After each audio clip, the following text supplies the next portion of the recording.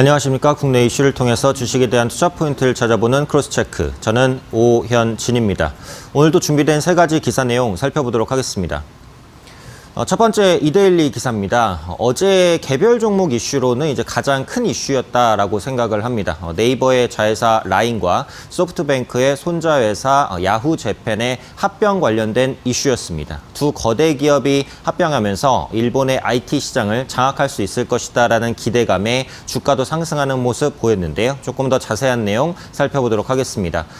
두 번째 이데일 기사입니다. 금융위에서 이제 파생 상품에 대한 규제에 칼을 빼든 모습입니다. 그래서 다양한 규제가 나왔는데요. 굉장히 강력한 규제들이 나왔기 때문에 오히려 투자 시장을 위축시킬 수 있다라는 우려감도 팽배합니다. 어떤 규제 내용이 있는지 살펴보도록 하겠습니다. 마지막 한국경제 기사입니다. 테슬라 특례 상장 기업 관련된 얘기인데요. 테슬라 상장이라는 것은 지금은 적자지만 미래에 흑자 가능성이 있는 성장성이 있는 기업을 코스닥 시장에 상장시켜주는 제도입니다. 이로 테슬라 기업인 카페24가 좋은 흐름을 보이면서 관심이 컸지만 그 이후에 상장된 특례 기업들은 주가가 부진했다라는 내용인데요. 마지막 이슈로 살펴보겠습니다. 기사 본문으로 들어가 보겠습니다. 이데일리 일면 기사입니다. 일본을 딛고 글로벌 공략을 가속화하는 네이버 라인의 행보입니다. 앞서 말씀드린 대로 이제 그 네이버 라인과 그 소프트뱅크의 야후재팬이 합병을 진행 중이다라는 겁니다. 그래서 일본 내에서 1위 모바일 플랫폼과 1위 포털의 만남이라는 점에서 시장의 관심이 굉장히 커졌고요. IT 업계의 판도를 뒤흔들 수 있는 이슈가 될 것으로 보여지고 있습니다. 각각 이제 굉장히 많은 가입자를 확보하고 있다고 보셔야겠죠. 야후재팬 같은 경우 일본 내에서 월간 활성 사용자 MAU가 5천만 명에 달할 정도로 규모가 큰 1위 포털이고요.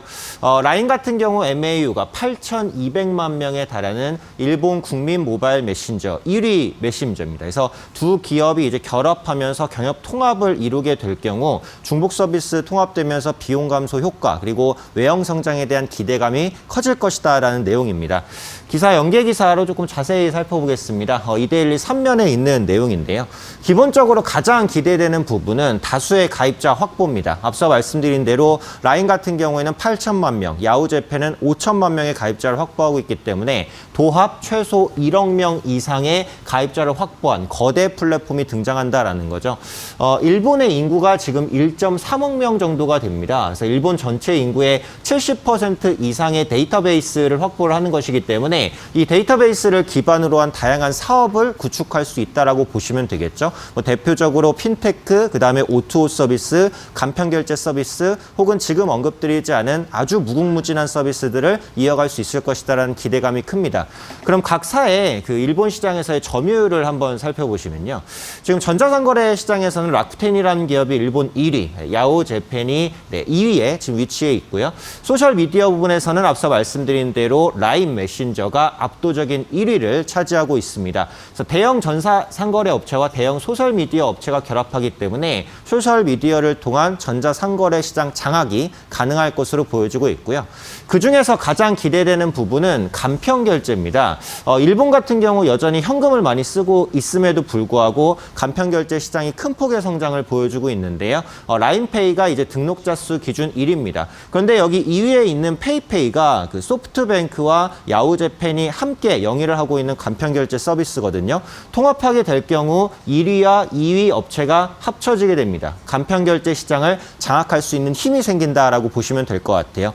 그래서 그에 따른 기대감이 계속해서 주가에도 반영이 되면서 관련주가 큰 폭의 상승을 보였습니다. 그래서 어제 네이버 같은 경우 14% 정도 급등하는 모습, 야후재팬, 라인, 소프트뱅크 그룹 일제히 상승을 했고요. 앞서 말씀드렸듯이 일본 전자상거래 1위 기업 라쿠텐 같은 경우 이번 합병에 따른 피해를 가장 많이 받을 수 있을 것이다라는 우려감에 주가가 약 5.76% 하락하는 모습이 나타났습니다. 그래서 이병 합병으로 인해서 이제 그 두 회사의 합작법인이 일본 최대의 인터넷 플랫폼으로 만들어질 수 있을 것이다라는 기대감이 큽니다. 앞서 말씀드렸듯이 전자상거래 부분, 그리고 간편결제 부분, O2O 부분, 혹은 이제 소프트뱅크가 영유하고 있는 통신 부분에서의 시너지도 기대가 되기 때문에 이번 통합을 으로 인해서 이제 네이버의 기업 가치가 크게 향상될 것으로 보입니다.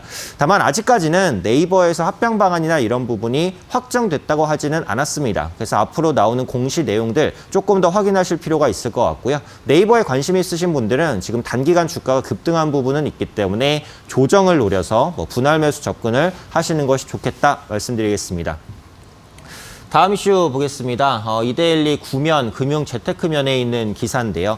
파생상품에 따른 고객 손실이 늘어나면서 금융위가 이 파생상품들을 상당히 좀 규제하고 있다라는 것이 기사의 내용입니다. 하지만 규제가 과도하게 되면은 투자자의 투자 자유를 침해할 수 있는 부분은 문제점으로 좀 부각이 되고 있는데요. 이렇게 금융위가 그 보호상품, 그 투자자 보호 방안들을 많이 이제 내놓는 이유는 과거 이제 DLS 사태의 재발을 막기 위해서 그렇습니다. 그래서 DLS로 원금이 전부 날아갔다, 원금 절반이 반토막이 났다, 이런 기사들 많이 나오면서 이런 사태를 막기 위한 그런 액션들을 취하고 있다고 보시면 될 것 같고요. 다만 이제 그 저금리 고착화로 갈 곳 없는 돈이 넘치는 상황에서 이 같은 규제 강화 방안이 자본시장을 위축시키고 돈을 부동산으로만 좀 쏠리게 만들 수 있다라는 우려감도 큽니다. 과도한 규제는 독이 될 수 있다라는 거죠. 그러면 관련 규제 내용 어떤 부분인지 조금 자세히 한번 살펴보겠습니다. 우선은 그 고난도 금융상품 투자 개념을 도입했다라는 것 특징적입니다. 고난도 금융 투자 상품이라는 것은 투자 상품에 최대 마이너스 20% 이상의 손실이 날 수 있는 투자 상품입니다. 주로 이제 파생 상품이 되겠죠. 그래서 고난도 금융 투자 상품으로 지정을 해서 투자 유의 사인을 이제 주고 있고요. 이 고난도 투자 상품인 사모펀드 신탁의 은행, 보험사 판매는 아예 제한을 해버렸습니다. 이것은 사실 좀 과도한 규제라고도 생각이 돼요. 그러니까 수도권 같은 경우에는 증권사가 많지만 지방에는 증권사가 많지 않거든요. 그러면 기타 파생 상품을 은행에서 가입하시는 분들도 어느 정도 되셨을 텐데 은행에서 이 고난도 금융 투자 상품을 아예 판매하지 않는다면 투자자의 자유가 침해될 수 있는 우려가 있다라고 생각을 합니다. 또 특징적으로 그 사모펀드의 일반 투자자 요건을 강화했습니다. 그래서 퇴소 투자 금액을 1억 원에서 3억 원까지 끌어올린 부분인데요. 이건 역시도 나중에 수정이 좀 필요한 부분이 아닐까 싶습니다. 그러니까 기본적인 것은 투자 자산의 규모가 많으면 금융 지식이 높을 것이다라는 가정인데 이게 항상 그런 것은 아니거든요. 투자 자산이 적어도 금융 지식이 높을 수 있고 자산이 많아도 금융 지식이 높지 않을 수도 있는 것이거든요. 그래서 앞으로 이제 그 일반 투자자 요건 같은 경우에는 자산이 아니라 개별 지식으로 좀 판단할 수 있는 그런 기준이 마련되지 않을까 싶습니다. 그리고 추가적으로 그 녹취와 숙려제도 적용 범위도 확대가 됐습니다. 그러니까 고령 투자자에게는 투자 관련된 상품 설명을 녹취하고 그다음에 이제 숙려하는 기간을 주도록 돼 있는데요. 기준을 기존의 70세 이상에서 65세 이상으로 이제 낮췄다라는 부분입니다. 지금 살펴본 바와 같이 그 투자 상품에 대한 제한이 생각보다 굉장히 좀 강하게 걸려 있다라는 걸 알 수 있어요. 그래서 이로 인해서 앞서 말씀드렸듯이 고강도 규제가 자칫 시장을 위축시킬 수 있는 우려감으로 연결될 수 있다라는 겁니다. 정부가 금융시장을 다시 통제하는 방향으로 간다면 상품 판매에 대한 자율성이 크게 훼손될 수 있다라는 거죠. 종합을 하자면 투자자 보호도 물론 중요하지만 투자자가 상품을 선택할 수 있는 자율성도 중요하기 때문에 이제 규제에 대한 부분들을 조금 더 유연하게 적용시킬 필요가 있지 않나 판단하고 있습니다. 마지막 이슈 보겠습니다. 한국경제22 증권면에 있는 기사인데요. 그래서 말씀드린 대로 테슬라, 특례 상장된 기업군들의 주가가 최근에 부진하다라는 이슈입니다. 카페24가 이제 테슬라 1호 상장 기업이었는데 상장 후 주가가 공모가를 3배까지도 상회하는 모습이 나타났어요. 그래서 그 이후에 상장되는 기업에 관심이 높았지만 그 이후 상장된 기업들의 주가는 대부분 부진한 모습입니다. 대표적으로 최근에 상장된 올리패스라는 기업을 보면 주가가 공모가를 상회해서 출발을 했지만 현재 어제 종가 기준으로 19,750원, 공모가인 2만 원을 하회하는 모습들 나타나고 있습니다. 아무래도 적자 기업이기 때문에 이제 투자자께서 이제 적정 가치를 판단하기 조금 어려움을 겪고 있는 게 아닌가 싶고요.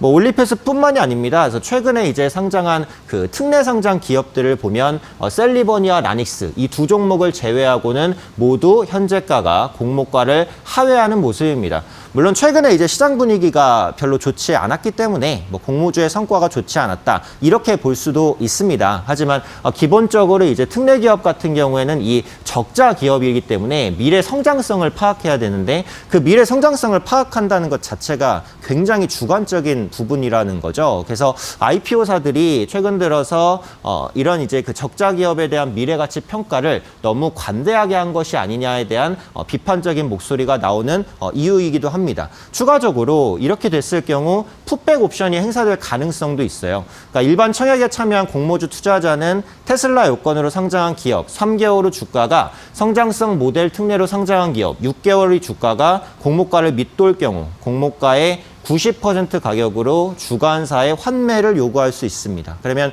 주관사가 반드시 이제 다시 이 주식을 90% 가격으로 매수를 해줘야 되니까 자금에 대한 부담이 있거든요. 그래서 특례 상장을 많이 주관한 증권사 같은 경우 수익성이 훼손될 가능성이 있다라는 부분도 좀 염두를 해두셔야 될 것 같습니다. 네, 금일 준비한 세 가지 기사 내용 모두 살펴보았습니다. 간밤에 미증시 같은 경우에는 미중 무역 협상에 대한 불확실성이 계속해서 이어지면서 혼조 양상을 좀 보였고요. 안전자산인 금 가격도 소폭 상승하는 흐름 나타났습니다. 그래서 국내 증시에도 금일 지수에 좀 경계감이 반영될 가능성이 있기 때문에 일정 부분 현금 비중을 유지하시고요. 선별적인 종목 관리를 좀 유념하셔야 될 것 같습니다. 이상으로 크로스체크 오현진이었습니다.